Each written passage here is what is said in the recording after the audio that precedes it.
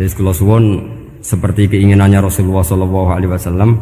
Terus niki terakhir anna Rasulullah sallallahu alaihi wasallam kana la yanamu hatta yaqra alif lam mim tanzil wa tabarakalladzi biyadil mulku wa qala las antawuf yufaddilani kulla suratin fil Qur'an bi sab'ina hasanatan.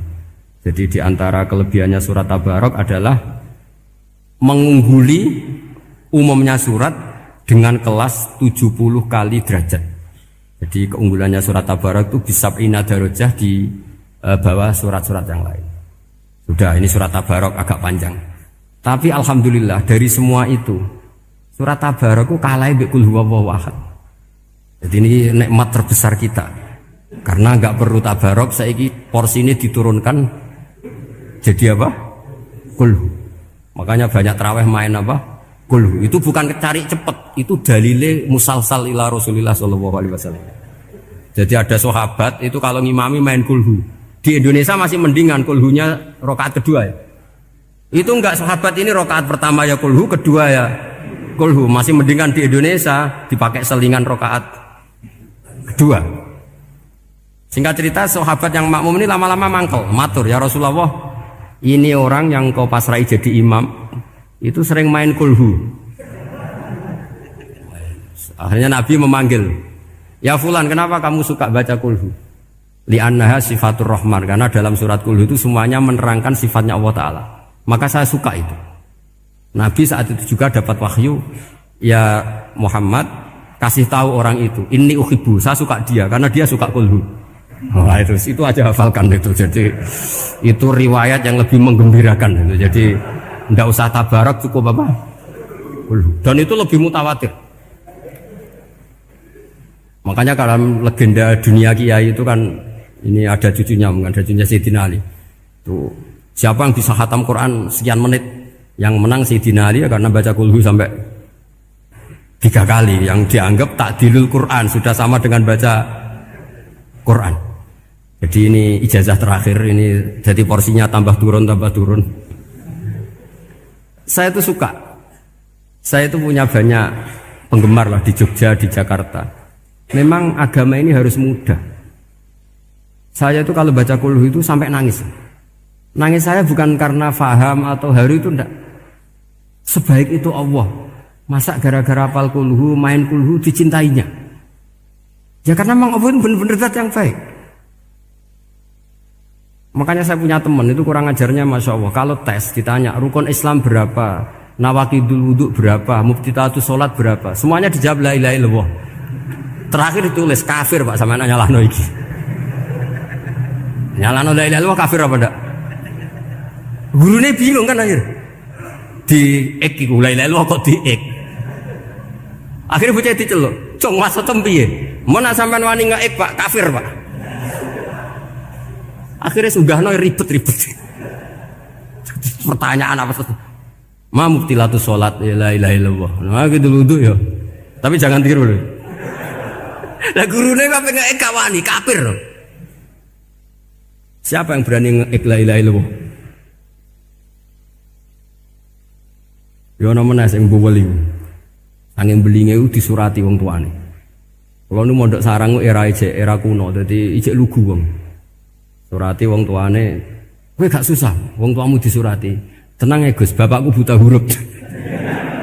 Jadi wis disurati, gak ngefek wong bapake buta huruf. Nah, di Islam, saya ulang lagi di Islam. Dengan tanda kutip kesalahan-kesalahan kecil gini ku zaman Nabi, sahabatnya Nabi, iku kabeh ku dadi berkah. Makanya enggak ada ilmu sebarokah kayak zaman Nabi. Wong goblok wae dadi berkah. Sampai Nabi ngendikan aksaru ahlil jannah al-bulu, akeh-akeh penduduk swarga iku wong goblok. Mergo wong goblok iku piye? Apa dimangkeli iku ya gaweane pangeran. Nabi itu pernah disomasi wong goblok. Itu ya piye? Nabi kan cerita kiamat tuh gini. Yang kemarin enggak jadi itu. Terus kiamat di Indonesia kan berapa kali ya? 999 terus 2000 berapa? 12 terus Jumat apa kan sering mau ada kiamat tuh. Saya sering ditanya tamu, "Gus, ngenteni kiamat teng pundi?" Entah ini ngene barang aku aneh-aneh. Ngkarwan layak alamuha illahu bokas bakas. Nak misalnya tenan piye Gus? Ya tenan sing entek Gus anak aku gak. Wah sesuk tajak ngenteni kiamat ora sida kiamat. Aneh-aneh. Saya ulang lagi. Ketika Nabi cerita dasarnya kiamat itu sahabat itu enggak mikir. Padahal mereka orang-orang pinter. Si mikir wong desa, Mas. Ya Rasulullah mata sa'ah. Engkau itu cerita kiamat terus tapi enggak jelas tanggalnya. Lalu itu kapan? Wah, paket sahabat. Oh, pinter juga. Kalau cerita itu ada tanggalnya dong. Ini kan cerita terus tapi enggak jelas tanggalnya. Apa diamuk wong desa? Ora diamuk mangkelno. Nabi meneruskan tentang ahwalil kiamah, masih nerangkan ahwalil kiamah. Dibaleni lagi. Ya Rasulullah mata sa'ah. Lalu kiamat itu kapan? Ini kalau ijazai, jadi bodoh tapi untuk ridhani Allah Ta'ala pun. Kalau lah kadang jadi pinter gue nyesal. Ribet. Kongkonan ini, kongkon Pak Najib barang ini akhirnya. Gara-gara pinter. Padahal kok ya wong bodoh lah mlebu swarga, ribet kan? Direwangi dadi wong alim, sebelum kok wong bodone ya melok mlebu swarga. Wong gelombang kedua itu pengumumannya siapa pencinta Nabi, pencinta wong alim masuk swarga. Yang pertama seleksinya agak ketat, yang kedua itu ya muhibbin mun cukup mun. Jadi sebenarnya swarga ya ketemu wong ora jelas-jelas nih. Wah repot ya. Akhirnya ketika Nabi gak jawab, sahabat itu banyak yang analisis kariha maqala, lam yasma, ada yang bilang lam yasma, memang Nabi tidak dengar. Ada yang analisis sami'a wa kariha maqala, sebenarnya Nabi itu dengar tapi gak suka karena pas khutbah diket, diinterupsi. Karena diulang-ulang lagi akhirnya akhirnya Arabi tadi mengulang-ulang lagi, akhirnya Nabi jawab. Karena Nabi itu orang yang sangat pintar, jawabnya ma'atatalaha. Kamu kok berani tanya kiamat kapan, persiapan kamu apa? Fawawahi ma'atatulaha kabira sholatin wala siyamin wala kada wa kada walakinni uhibbuka. Cek menang ya pede. Apa Nabi tanya persiapan saya? Oh, kalau sholat saya biasa kok bangga. Wes wong desa biasa kok. Fawawahi ma'atatulaha kabira sholatin, saya sholatnya biasa, puasa biasa. Maksudnya wajib-wajib tok lah, ndak aneh-aneh. Tapi walakinni uhibbuka, tapi saya ini mencintai engkau. Apa jawabannya Nabi? Almar'u ma'aman ahabba. Dan itu melegenda seluruh dunia, baru kayak Bedui. Jadi semua orang yang hafal hadis almar'u ma'aman ahabba atau anta ma'aman ahbabta, itu barokatu hadal Badui, karena berkahnya orang Bedui. Dan hadis itu mutawatir karena dikatakan Nabi ketika khutbah, orangnya banyak yang hadir banyak. Barokahnya orang Bedui, gak disopan santun. Mukjizatnya Nabi seringnya gara-gara orang Bedui. Nabi khutbah, wis khutbah cerita akhirat, cerita kebaikan. Ya Rasulullah, khutbah mohon bakas akhirat kebaikan. Sekarang itu tidak ada hujan, halakatil amwal. Sekarang harta hilang semua. Hewan-hewan sudah mau mati semua karena apa? Kekeringan. Mohon jenengan rasa bakas niku pun jaluk udan mawon. Nabi langsung wah langsung udan tuwres. Nak jari ulama lah Nabi berodok gelos putih udan seminggu nganti akhirnya sapi ini gak mati krono kehausan tapi kelentir. Parani nek Nabi nuli ora ngrasa salah paren ya Rasulullah. Wong kula yo donga udan ben ra mati saiki mati tenggelam. Mun lereni santai wae. Akhirnya Nabi itu nuruti meneh. Allahumma hawalena wala alina Allahumma alal akam wa dzirab terus. Di wong desa. Betapa barokahnya wong desa iki orang tahu. Betapa Rasulullah itu sekali ngendikan alam itu harus tunduk. Jadi min mu'jizati Rasulullah sallallahu alaihi wasallam itu sekali ngendikan alam itu harus ngikuti. Jadi Nabi misalnya ngendikan hujan, itu panitia hujan, malaikat hujan harus nuruti. Nabi ngendikan berhenti juga harus berhenti. Makanya enak jadi Nabi itu. Tapi kamu nggak mungkin, sudah tutup, sudah tidak mungkin.